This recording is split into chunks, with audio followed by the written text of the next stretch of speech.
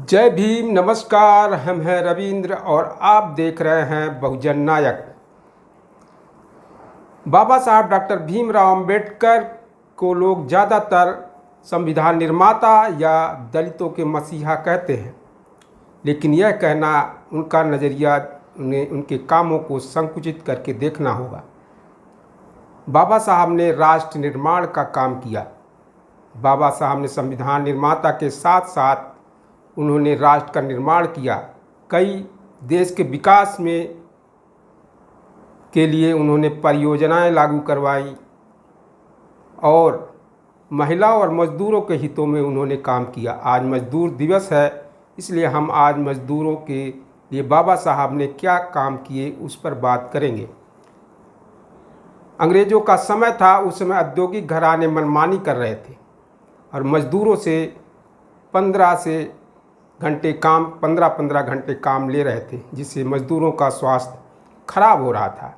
बाबा साहब जानते थे कि देश की आर्थिक रीढ़ मजदूर हैं और उनका देश के विकास में बड़ा योगदान है। बाबा साहब जब 1935 का इंडियन एक्ट लागू हुआ तो उन्होंने मजदूरों के हितों के लिए इंडिपेंडेंट लेबर पार्टी का गठन किया और 1938 में उन्होंने 17 उम्मीदवार खड़ा किए, जिसमें 15 जीत करके असेंबली में पहुँचे। 1938 में बाबा साहब डॉक्टर अंबेडकर ने एक मजदूरों की हड़ताल का भी नेतृत्व किए थे, जिसमें 1 लाख से अधिक लोगों ने भाग लिया था। बाबा साहब डॉक्टर अंबेडकर जब वायसराय के काउंसिल में मेंबर थे, उस समय उन्हें बाबा साहब डॉक्टर अंबेडकर को मजदूरों विभाग का प्रबंधन का काम सौंपा गया था।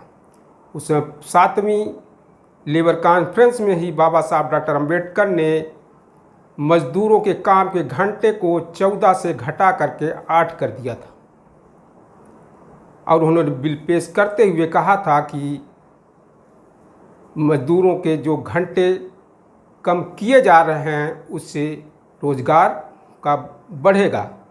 और उन्होंने साथ ये भी कहा था कि घंटों के कमी करने से उनके वेतन में कोई कमी नहीं की जाएगी। साथ ही बाबा साहब डॉक्टर अंबेडकर ने प्रोविडेंट फंड, बीमा और अन्य सुविधाएं मजदूरों के लिए उन्होंने लागू कर गए। जैसे बाबा साहब डॉक्टर अंबेडकर ने वेतन यानी जो छुट्टियां उन्हें नहीं मिलती थी, जो 12 मास कारखाने चलते थे उसमें काम करते थे मजदूर, तो उन्हें छुट्टियां नहीं मिलती तो उन्होंने बाबा साहब डॉक्टर अंबेडकर ने सवेतन छुट्टी की व्यवस्था उनके लिए की। एक उन्होंने संशोधन बिल लाए जिसके ज़रिए उन्हें यह सुविधा मिली।